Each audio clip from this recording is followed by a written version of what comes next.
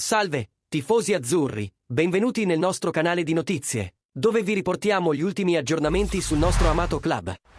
Dopo la devastante vittoria per 6-1 contro il Sassuolo, il Napoli si prepara alla sfida cruciale contro la Juventus nella 27ª giornata di Serie A. Prima di iniziare, non dimenticate di lasciare un like, di iscrivervi al canale e di attivare le notifiche per non perdere nessun dettaglio sul Napoli. La nostra squadra guidata dal tecnico Francesco Calzona è determinata a mantenere il momento positivo e a continuare la ricerca della Champions League. Siamo a soli 6 punti dal quinto posto dell'Atalanta e ogni partita è un'opportunità per recuperare terreno. Entriamo nel dettaglio di questa sfida e delle ultime notizie sulla formazione. Ieri i giocatori azzurri sono tornati a Castelvolturno per intensificare gli allenamenti in vista della partita contro la Juventus. Ci sono però due assenze importanti, Gonge e Cajuste, entrambi fuori per infortunio. L'atteso rientro dell'attaccante belga è stato rimandato, suscitando aspettative e dubbi tra i tifosi. Gonge, che ha subito un infortunio al ginocchio seguito da un problema muscolare, ha svolto un allenamento personalizzato in palestra.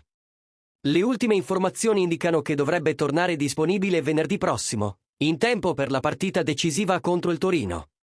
Queste assenze influenzano direttamente la strategia del tecnico Calzona e i tifosi sono ansiosi di sapere come la squadra affronterà questa avversità.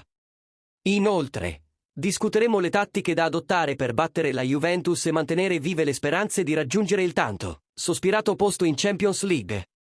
Ogni dettaglio conta e noi siamo qui per analizzare ogni aspetto di questo emozionante viaggio. In questa puntata esploriamo le sfide e le aspettative che circondano il Napoli in vista della sfida cruciale con la Juventus. La vittoria contro il Sassuolo ha infuso fiducia nella squadra, ma gli infortuni di Gonge e Cajuste aggiungono uno strato di incertezza. Seguiremo da vicino i progressi di Gonge e le sue possibilità di tornare in squadra per la partita di Torino. Da veri tifosi, condividiamo l'ansia e l'eccitazione che circonda ogni partita, soprattutto quando si tratta di affrontare un gigante come la Juventus.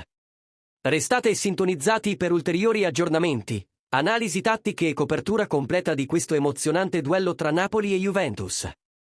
La strada per la Champions League è impegnativa, ma con la determinazione della nostra squadra e il sostegno fedele dei tifosi, siamo pronti ad affrontare qualsiasi sfida. Tifiamo insieme ed esultiamo ad ogni mossa, perché il Napoli è più di una squadra, è una passione che ci unisce. Forza Napoli, sempre!